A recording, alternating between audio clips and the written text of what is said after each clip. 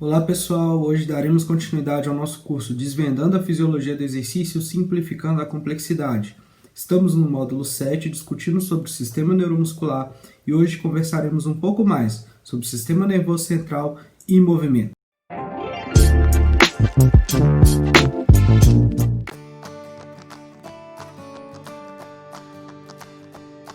Comigo e vamos entender um pouco mais sobre como o cérebro controla o movimento humano. Nós temos uma subdivisão no nosso sistema nervoso, tendo de um lado o sistema nervoso central, constituído pelo cérebro, medula espinhal, e ele é o centro de integração, centro de controle. E do outro lado nós temos o sistema nervoso periférico, constituído pelos nervos cranianos e pelos nervos raquidianos. Sendo que o sistema nervoso periférico ele se subdivide em uma divisão aferente / sensorial e uma divisão eferente. A divisão aferente são os neurônios, os nervos que enviam estímulos para o sistema nervoso central captados dos mecanorreceptores, proprioreceptores, baroreceptores, ou seja, receptores sensoriais em toda a periferia do corpo que enviarão sinais para o cérebro, conduzindo assim os impulsos para o sistema nervoso central. E nós temos a divisão eferente, que são os neurônios motores que conduzem impulsos do sistema nervoso central para a periferia corporal. Sendo que essa divisão eferente ela se subdivide em sistema nervoso autônomo e sistema nervoso somático. O sistema nervoso autônomo ele é involuntário.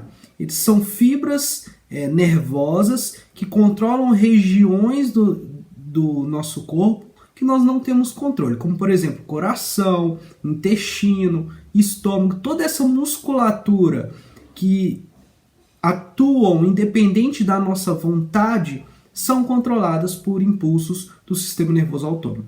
E do outro lado nós temos o sistema nervoso somático, no qual os nervos irão controlar o nosso músculo esquelético.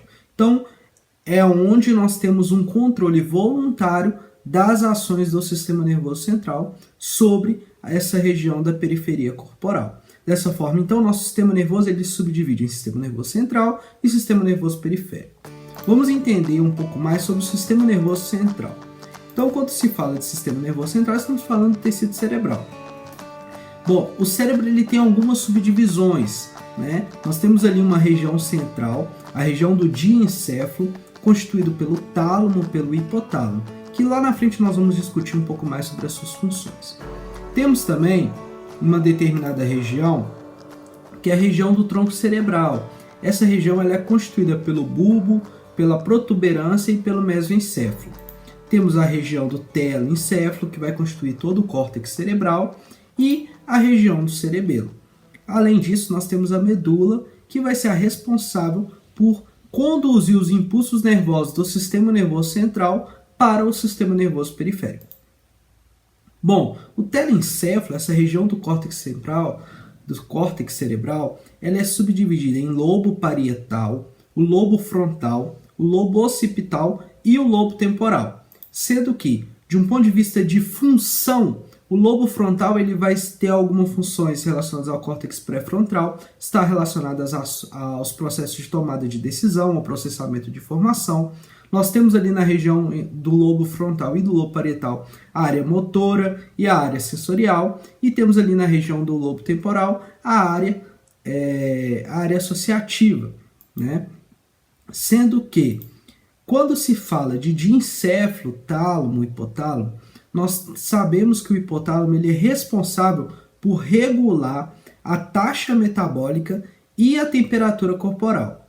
Assim, ele tem uma função extremamente próxima e relacionada à atividade do sistema nervoso autônomo, atuando como um influxo regulador do sistema cerebral límbico. Então, é o sistema ali do sistema nervoso central responsável por interpretar as nossas emoções e fazer uma conexão com as respostas fisiológicas. Ali na região do córtex cerebral, nós teremos os neurônios que desempenham funções sensoriais e funções motoras especializadas. E na região do tronco cerebral, bulbo, protuberância, mesencéfalo, nós temos como principal função do bulbo conduzir os impulsos nervosos do cérebro para a medula espinhal e produzir estímulos nervosos que controlam a circulação, respiração, a digestão e a excreção. E na região do cerebelo, nós temos uma região que monitora e coordena as áreas cerebrais e medulares que participam do controle motor. Então, ela recebe sinais relacionados com o influxo motor proveniente do comando cerebral no córtex e auxilia nesse processo de controle motor. Mas como se dá a conexão entre o sistema nervoso central, a medula e o sistema nervoso periférico? Então, a medula ela é o principal canal para a transmissão bidirecional, ou seja, eferente que desce, aferente que sobe, entre cérebro e periferia corporal. Bom, a medula ela se organiza da seguinte forma: os nervos raquidianos serão nervos onde nós vamos ter agrupamentos de vários neurônios que vão se distribuir por toda a região corporal, coordenando todas as musculaturas que nós temos no nosso corpo, propiciando assim um movimento coordenado. A medula ela é subdividida em neurônios da raiz dorsal, são os neurônios sensoriais aferentes que levam sinais para o tecido nervoso, para o sistema nervoso central, e os neurônios da raiz ventral, constituído pelos motoneurônios eferentes, que levam sinais para a nossa musculatura. A raiz dorsal e a raiz ventral ela é conectada pelos interneurônios. Assim, é a partir dessa conexão entre a raiz ventral e a raiz dorsal que nós vamos ter conexões entre neurônios sensoriais com motoneurônios, muitas vezes modulando a ação muscular esquelética, bem como os mecanorreceptores na musculatura esquelética enviando sinais para essa região sensorial que enviará sinais para o sistema nervoso central e levará algumas interpretações do movimento humano. Entendendo um pouco mais o sistema nervoso periférico, e agora indo para o sistema nervoso autônomo, nós temos o sistema nervoso autônomo subdividido em simpático e parasimpático.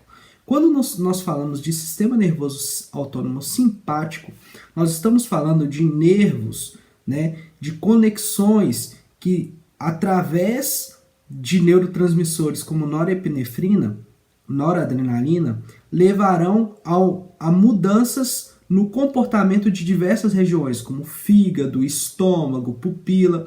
Esse sistema nervoso simpático ele é o sistema responsável pela preparação do corpo para a fuga ou luta. Sempre que eu preciso aumentar a produção de energia, aumentar a produção de movimento, eu vou ter um aumento da atividade do sistema nervoso simpático. Como, por exemplo, ele é responsável por aumentar a frequência cardíaca, responsável por redirecionar o fluxo sanguíneo da região como estômago, fígado e regiões mais centrais do corpo para a musculatura esquelética em atividade.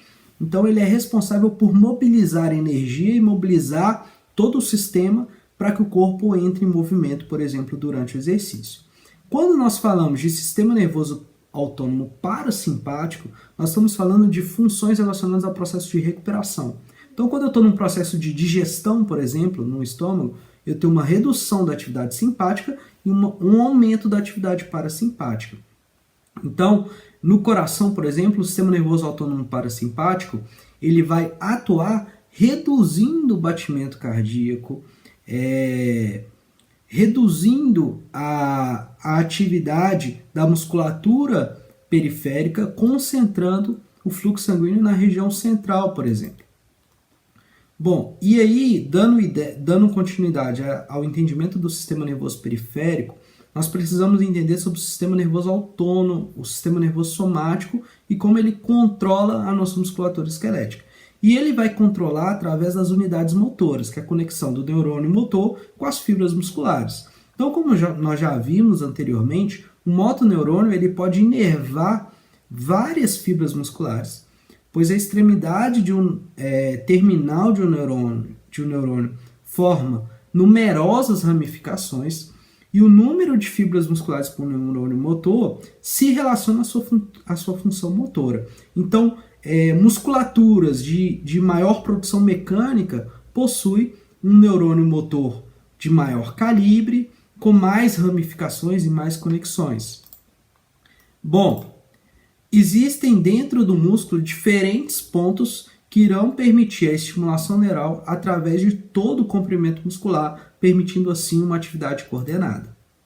E quando se fala de unidade motora, nós temos que relembrar que a contração ela ocorre através do princípio do tamanho de Hahnemann, lei do tudo ou nada. Quanto maior a necessidade de produção de força, mais fibras rápidas eu tendo a recrutar, porque essas fibras rápidas têm maior limiar de estimulação. Ou seja, a lei do tudo ou nada me diz que tive um estímulo nervoso, ele atingiu ou não o limiar para que aquela fibra seja ativada, para que aquela unidade motora seja ativada, ela entra no processo de contração. Ele não atingiu o limiar, ela não entra no processo de contração. Assim, atividades de baixa necessidade de produção de carga mecânica atingirão somente unidades motoras de baixo limiar de estimulação, que estão associados às fibras lentas, né? São as fibras de menor limiar de estimulação. À medida que eu vou aumentando a necessidade de produção de força, de produção mecânica, eu vou recrutando fibras cada vez mais rápidas. Bom, entendendo que quanto maior a necessidade de produção de força, maior vai ser o recrutamento de unidades motoras rápidas. Assim, quando a gente avalia uma eletromiografia, por exemplo, de superfície, ou seja, através de eletrodos na superfície, nós verificamos como está a condução de eletricidade, a despolarização nasquelas regiões. Quanto mais rápido eu quiser produzir um movimento e mais forte eu quiser produzir um movimento, maior vai ser a atividade das minhas fibras rápidas, então eu vou ter mais unidades motoras participando do movimento. Isso a gente pode verificar, por exemplo, num aumento do sinal eletromiográfico, um aumento da amplitude eletromiográfica. E, entendendo sobre padrão de sincronização da unidade motora, e já chegando ao fim da nossa aula, nós vamos ter uma diferença muito grande entre exercícios cíclicos e exercícios acíclicos. Os exercícios acíclicos, eles apresentam um padrão sincrônico de acionamento das unidades motoras, ou seja, muitas unidades recrutadas simultaneamente. Quando nós falamos de exercícios cíclicos, mais relacionados aos esportes de resistência, eles apresentam um padrão assincrônico de acionamento das unidades motoras, ou seja, algumas unidades recrutadas enquanto outras se recuperam. Dessa forma, a nossa prescrição de diferentes meios de treinamento, diferentes tipos de exercício e diferentes tipos de carga terão diferentes impactos na carga de treinamento.